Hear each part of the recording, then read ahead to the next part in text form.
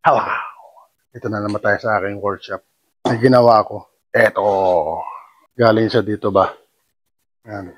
Speaker. Ito sanang gawin ko. Ang hina ng kapit niya, oh. Di halos siya kumakapit. Kaya pinalitan ko ng malaki. Para pag nagwe-welding ako, kapit lang ng kapit sa bakal ba. Kasi itong dating nakakabit, ito ba?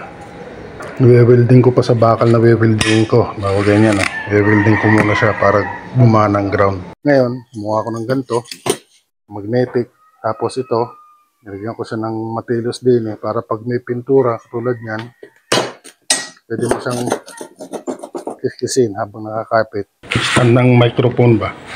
Kumuha lang ako ng kapiraso, tapos binaa ko. Kinuha akong clip. Kasi yun doon, 3 hiwa yan. Pinatasan ko lang ng drill para magkasya rin tornilyo. Ito, tinupi ko yung tanso sa loob niyan para mas makapal. Sa maliit lang ito. Tutok mo lang ba?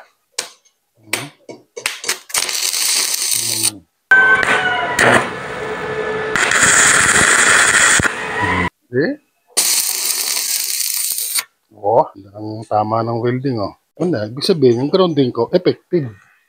Right? Good!